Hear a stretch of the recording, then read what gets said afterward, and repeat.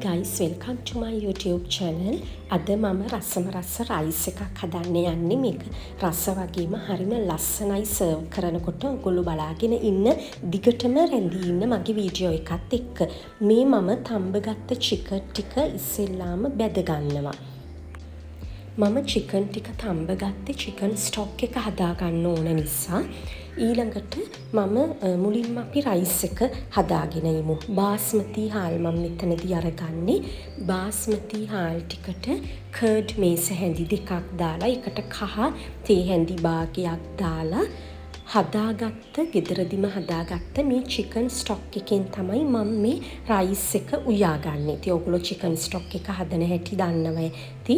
Chicken දාලා එකට ලූණු, සුදු ලූණු, කැරට්, කරපිංච, කුරුඳු පොතු මේ ඔක්කොම දාලා හොඳට චිකන් ස්ටොක් එක රසට හදාගන්න ඕනේ. ඊළඟට මම චිකන් ටික වෙනමම බැදගත්තා පොඩියට කපලා. චිකන් ස්ටොක් එකෙන් බත් එක උයාගත්තා. දැන් මම බත් ටික ලිපේ තියලා චිකන් ටිකක් බැදගත්තා. ඊළඟට මම අරගන්නවා මාළු මැරිනේට් කරලා ගත්ත මාළු ටිකක්. මේක ගොඩාක් පොඩියට කපන්න නැතුව සාමාන්‍යයෙන් ටිකක් ලොකු කෑලි වලට කපලා අරගන්න. අරගෙන අපි මාළු ටිකත් වෙනමම බැද ගන්න ඕනේ.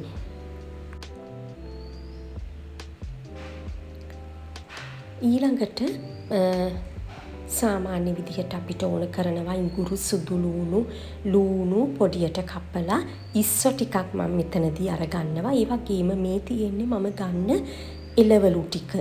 ලස්සන පාටවල් 3කින් අරගෙන තියෙනවා. අල, කැරට්, ග්‍රීන් පීස් මේ ටිකත් වෙනමම පොඩ්ඩක් ලොකුවට කොටු හැඩයට කපා ගන්න. ග්‍රීන් පීස් වෙනමම මම තම්බලා අරගෙන තියෙන්නේ. ඒක ඕගොල්ලෝ ගන්න විදිහ දන්නවනේ. මෙතනදී ඔයාලට එළවලු මේ වගේ නෙමෙයි ඕන විදිහකට වෙනස් කරලා අරගන්න පුළුවන්. බ්‍රොක්කලි, මෂ්රූම් මේ වගේ ඕන දෙයක්. දැන් මම මාළු ටිකත් හොඳට බැදගත්තා. ඊළඟට ඉස්සෝ ටික මේ විදිහට බැදගමු. දැන් ඔන්න බත් එකත් රෙඩි. මේ බත් එක මම බිරියානි ස්ටයිල් එකට තමයි ඇත්තටම උයාගත්තේ. කර්ඩ් දාලා නමුත් ඔයාලා කර්ඩ් දාලා එහෙම උයාගන්න කැමති නැත්නම් යෙලෝ රයිස් එකක් වගේ හදාගන්න පුළුවන්. ඊළඟට පෑන් එකට තෙල් ටිකක් දාලා අපි කපාගත්ත සුදු ලූණු, ඉඟුරු, ලූණු ටික දාලා මම මෙතනදී මම කිව්වනේ ඔයගලන්ට බිරියානි ස්ටයිල් එකට හදාගන්න කියලා. ඒ නිසා මම බේ ලීෆ් ඊළඟට අන්නාසි මල් නේ අපි ඒවට කියන්නේ. අන්නාසි මල් මෙන්න මේවා දාලා හොඳට ටෙම්පරාදුව හදාගන්න ඕනේ. ඉතින් ඔයාලට මෙතනදී බේ ලීෆ් එහෙම දාන්න අක්ක නැතිනම් හොඳට කරපිංච, රම්පිය දාලා හදාගන්න පුළුවන්.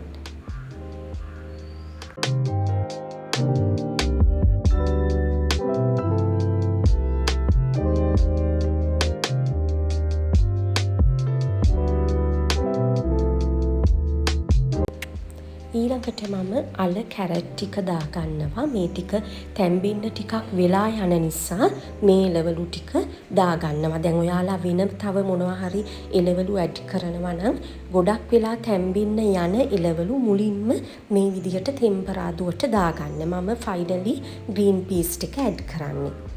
දැන් මේ ටික මේ විදිහට හොඳට තැම්බෙන්න ඕනේ. ඔයගොල්ලන්ට ටිකක් වෙලා යනවා වගේ නම් වතුර චුට්ටක් දැම්මට කමන්නේ. ගොඩාක් වතුර දාලා ටෙම්පරාදුව හදාගන්න එපා. ඊළඟට මම ග්‍රීන් පීස් ටික දාගත්තා. මේක තෙලෙන්ම තමයි මම තඹ ගත්තේ.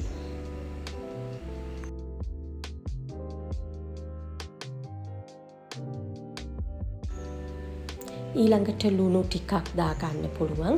මම මෙතනදී සෝයි සෝස් වගේ දේවල් ඇඩ් කරන්නේ නැහැ. හරිම රසට අපි ටෙම්පරාදුව හදාගත්ත ලුණු අවශ්‍ය ප්‍රමාණයට දාගන්න. ඉතින් දැන් මට තියෙන්නේ අපි හදාගත්ත රයිස් එක සර්ව් කරන්න. අපි බලමු කොහොමද සර්ව් කරන්න කියලා. මම මුලින්ම බෝල් එකක් අරගත්ත. තමන්ට ඕන ප්‍රමාණයට අනුව බෝල් එක අරගන්න. ඊළඟට බත් ටිකක් මුලින්ම දාලා ඊට උඩින් අපි ටෙම්පරාදුව හදාගත්ත එළවලු ටික දාලා එළවලු පොඩ්ඩක් දාන්න. ඊළඟට ආයෙමත් රයිස් ලේයර් එකක් දාලා ඊට උඩින් චිකන් ටික දාගන්නවා. චිකන් ටික දාගෙන ඉවර වෙලා ආයෙමත් රයිස් ලේයර් එකක් දාගන්නවා. රයිස් ලේයර් එක දාලා ඉවර වෙලා ඊට උඩින් මම ආයෙමත් අර එළවලු ටික ලස්සන්ට මේ විදියට උඩින් දාගන්නවා. ඉතින් ඔයාලට මේ වගේ ලේයර්ස් වැඩි කරගන්න ඉඩ මදි නම් පොඩ්ඩ අඩු කරගෙන දාගන්නත් පුළුවන්. ඊළඟට මම එළවලු ටික දාලා ඊළඟට ආයෙමත් රයිස් ලේයර් එකක් දාලා ඊට උඩින් මාළු ටික දාලා ආයෙමත් රයිස් ලේයර් එකක් දාලා තමයි මේ බෝල් එක අපි අනිත් පැත්ත හරවගන්නේ. ඉතින් මේ විදිහට ලස්සනට ඔයාලට සර්ව් කරන්න පුළුවන් බබාලාගේ බර්ත්ඩේ පාටි එකකට උනත් ඕනම අවස්ථාවකට හරිම ලේසියෙන් හදාගන්නත් පුළුවන්. ඉතින් එක එක්කෙනාගේ පෝෂන් එකට වෙන වෙනම මේ විදිහට සර්ව් කරන්න හදාගන්නත් පුළුවන්. හරිම ලස්සනයි. ඊළඟට මම ෆයිනලි මේ විදිහට එග් එකක් තියලා ඊට උඩින් තමයි මම ප්‍රෝන්ස් ටික ලස්සනට මේ විදිහට ගානිෂ් කරගන්නේ. ඉතින් මේ වගේ රස ලස්සනට තියෙන රයිස් එකක් ඔයාලත් වීකෙන්ඩ් එකේ හදලා බලන්න. Thanks for watching. Bye.